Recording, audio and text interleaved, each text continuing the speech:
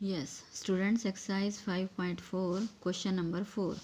Measure the angle given below using the protractor and write down the measure. अब ये part में हमारा ये फिगर बनी हुई है, इसको हमने ये मेज़र करना है कि कितने डिग्री का एंगल है।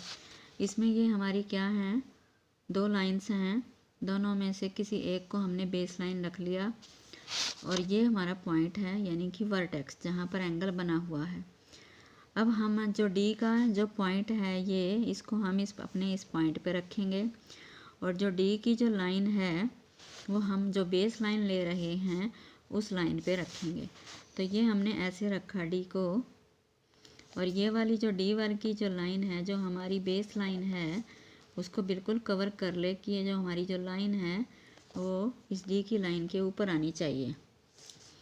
तो अब हमारी लाइन इस तरफ है, तो यहाँ भी हमारा क्या है, 0 डिग्री है, राइट साइड में भी है डी के, और डी के लेफ़्ट साइड में भी क्या है, 0 डिग्री है। तो हमारी लाइन जो है डी के राइट साइड में है, तो इसका मतलब राइट साइड से ही 0 काउंट करना शुरू करेंगे।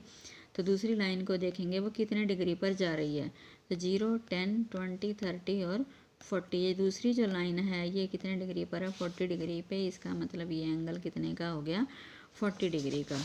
नाउ बी पार्ट में भी यहाँ एंगल बना हुआ है, तो इसका मतलब ये वर्टेक्स हो गया, और ये वर्टेक्स ये हमारा इस डी पे रखेंगे ऐसे, और ये जो लाइन है ये हमारी बेस लाइन है, हमने इसको बेस लाइन माना। हमारी ये बेस लाइन जो है डी के राइट साइड में जा रही है, तो राइट साइड से 0 काउंट करना शुरू करेंगे और दूसरी लाइन को देखेंगे कितने पर है, 0, 10, 20, 30, क्योंकि नीचे है ये 0, 0, 10, 20, 30, 40, 50, 60, 70, 80, 90, 100, 110, 120, 130 पे जा रही है हमारी, तो इसका मतलब बी एंगल बन गया 130 डिग्री। नाउ सी पार्ट में अब हमारी ये हमने बेस लाइन ले ली और इस लाइन को देखेंगे ये कितने डिग्री पर जा रही है। तो हमें इस पॉइंट पे क्या, हमने डी का पॉइंट रखा और ऐसे हमने इसको कवर कर लिया। हमारी जो लाइन है वो डी की लाइन के ऊपर आनी चाहिए राइट साइड में। तो 0 से स्टार्ट करना शुरू किया, तो हमारी ये 90 पे जा रही है, तो इसका मतलब सी पार्ट जो है वो 90 डिग्री का एंगल बना हुआ है। नाउ डी पार्ट में ये 3 एंगल्स हैं। तो फर्स्ट एंगल हमने ये मेज़र करना है, हमने इसको बेस लाइन मान लिया। अब ये डी को हम जब यहाँ रखेंगे तो ये लाइन डी के लेफ़्ट साइड में जाएगी, ये लेफ़्ट साइड में हो गई। अब लेफ़्ट साइड से 0 स्टार्ट करना शुरू करेंगे। अब ये दूसरी लाइन कहाँ पे जा रही है, 0, 10, 20, 30, 40, 50 और ये 60 पे। तो इसका मतलब ये एंगल 60 का हो गया। अब ये एंगल माप करने के लिए हमने क्या करना है, इसको ये वाली जो लाइन है ये बेस लाइन ले ली हमने, और इस लाइन को हमने मेज़र करना है कितने डिग्री पर आ रही है। तो ये हमने ऐसे मेज़र किया। अब हमारी लाइन इस तरफ जा रही है, तो 0 लेफ़्ट साइड में जाएंगे हम, तो काउंट करते हुए कितने पर आ गई, ये 110 पे। तो इसका मतलब ये 110 डिग्री का हो गया। अब ये थर्ड एंगल लेना है। थर्ड एंगल में हमने ये वाली लाइन जो है बेस लाइन ले ली, तो हमने इसको बेस लाइन बना लिया। अब ये हमारी लाइन इस तरफ है, लेफ़्ट साइड है, तो लेफ़्ट साइड से 0 से काउंट करना शुरू करेंगे, तो ये हमारी 90 पे जा रही है। तो इसका मतलब ये कितने डिग्री का बन गया, 90 डिग्री का एंगल। तो ये 60, 110 और 90 degree. Now question number 5, which angle has larger measure, first estimate and then measure. अब ये एंगल ए है और ये एंगल बी है, तो हमें ऑब्ज़र्व करने से ही लग रहा है, क्योंकि ये देखो इसमें स्पेस कम है और यहाँ गैप ज़्यादा है, तो इसका मतलब ये ज़्यादा डिग्री का है बी एंगल, और ए कम डिग्री का है, तो बी हैज़ ग्रेटर मेज़र, यानी कि बी हैज़ ग्रेटर मेज़र या बी हैज़ लार्जर मेज़र। अब ये देखना है एक्यूरेट कितने डिग्री का है। तो हमने इस लाइन को बेस लाइन मान लिया, और ये पॉइंट जो है हमने अपने डी के लाइन पे इस पर रखा पॉइंट पे। तो ये लाइन राइट साइड जा रही है, तो 0, 10, 20, 30, तो ये 40 डिग्री की होगी दूसरी लाइन, तो ये एंगल 40 डिग्री का। अब ऐसे इसको हमने बेस लाइन माना, तो यहाँ रख दिया इस पॉइंट पे, और ये लाइन राइट साइड में जा रही है, तो ये बन गया हमारा 65 डिग्री का एंगल, बी 65 डिग्री का।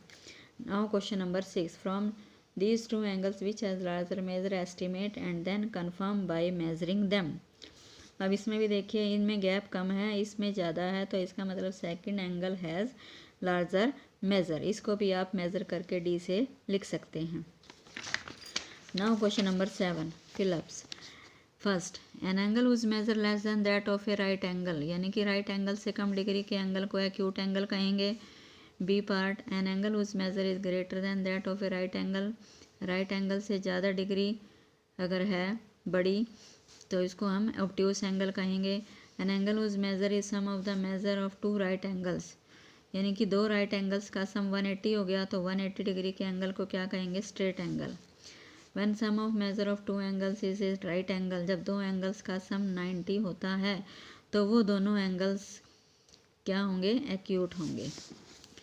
ई part, when the sum of the measures of two angles is that of a straight angle, जब दो एंगल्स का सम 180 होता है तो दोनों में से एक एक्यूट और दूसरा ऑब्ट्यूस एंगल होगा। Now question number 8, find the measure of the angle shown in the each figure. First estimate with your eyes and then find the actual measure with a protractor. इसको भी हम protector से ही measure करेंगे।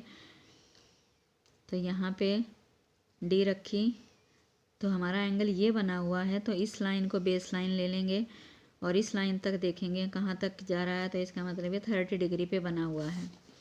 अब ऐसे ये point है, ये हमारी बेस लाइन हो जाएगी।